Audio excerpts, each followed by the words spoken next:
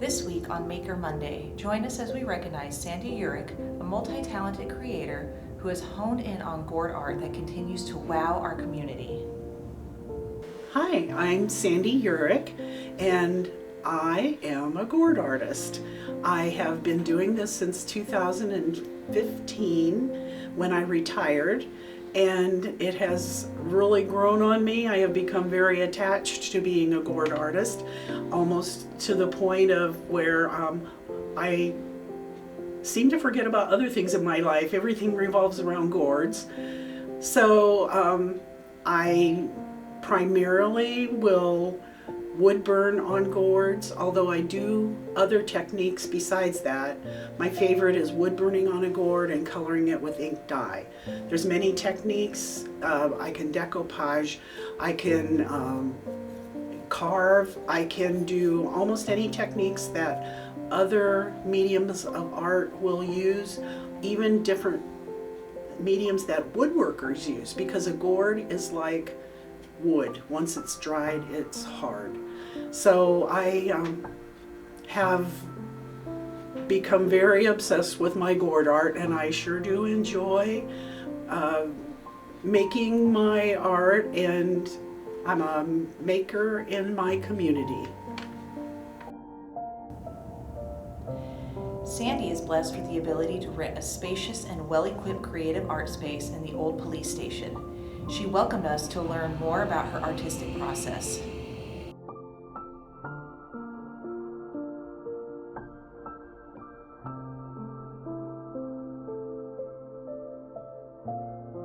Project on this gourd today, what I'm going to do is a fall leaf scene where I used a fall leaf pattern. You can see that these are silk leaves, and I kind of made them a little more sturdy.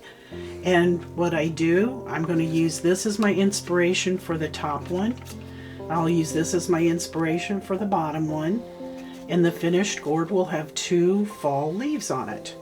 The first thing I do is decide my front of my gourd. I kind of turn the gourd around and try to see what is the most appealing side. Some gourds are very blemished and have lots of flaws. Some are nice and smooth like this.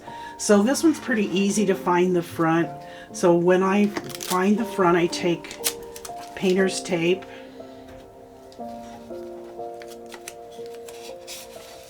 and I tape it in position. Then I simply take a pencil and I trace around the outside edge loosely, because I may want to change it. I may kind of vary it a little bit, but I put the pencil mark on.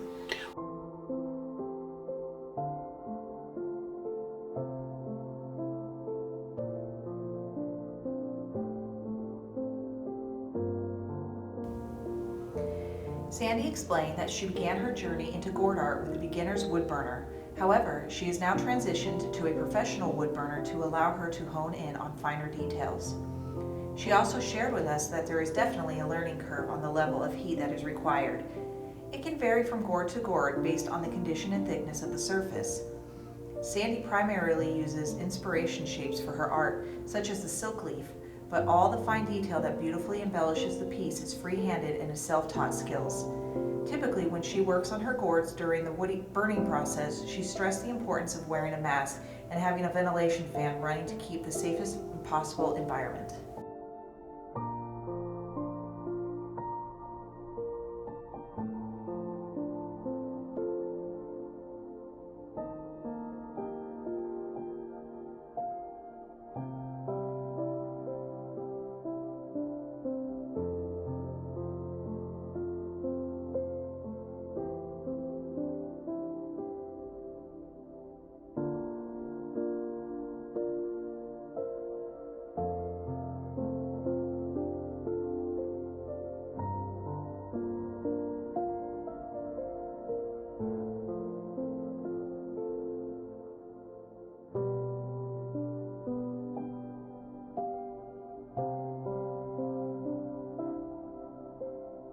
Alright, what I'm doing now is cleaning off my pencil lines.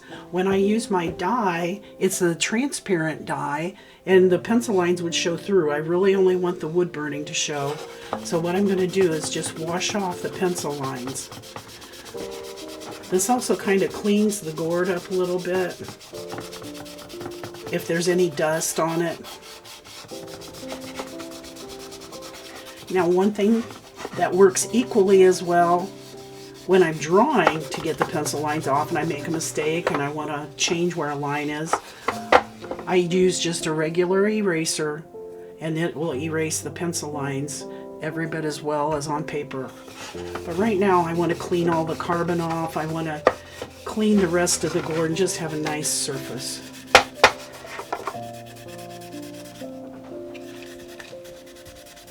You can see how the carbon's coming off.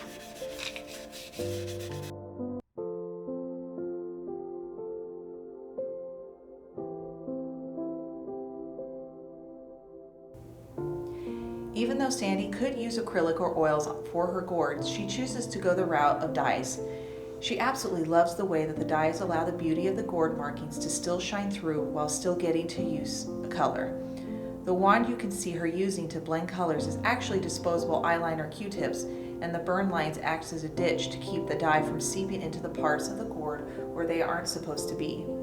Blending color on fall leaves was actually one of the first videos that Sandy ever viewed when exploring the possibility of gourds, and ironically is still one of her most popular selling designs. She uses inspiration images for the initial flavor of her choices, but as she continues, her own artistic freedoms guide color choices.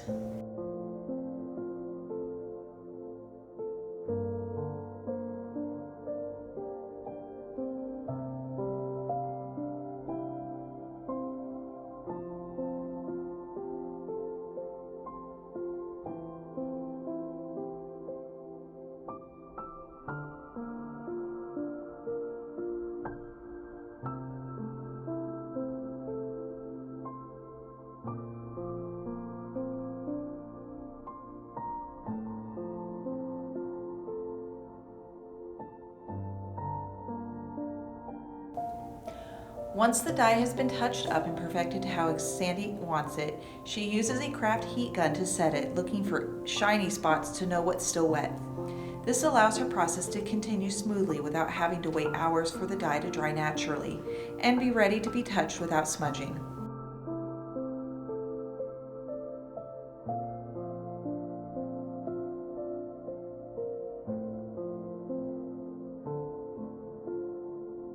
For the background dye, Sandy applies it directly to the gourd and does not have to be quite as careful with this part as she does when it comes back to around the leaves.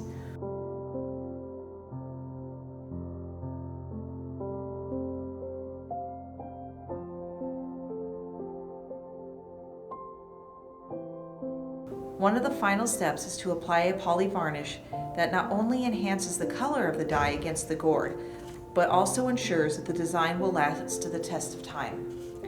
Typically, pieces that will be handled heavily, such as ornaments, she adds 3 coats, and to more likely display pieces, 2. This varnish is also a heat set in similar fashion as the dye.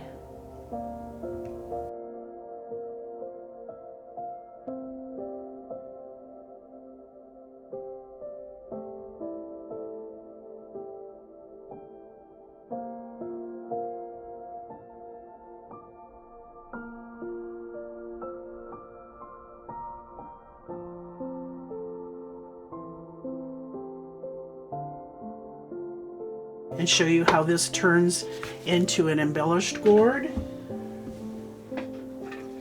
This is one that I have already completed and embellished. I put feathers on it, and I put a little gemstone on it. I made little leaves out of wire, and I painted the stem black. And this is my completed gourd.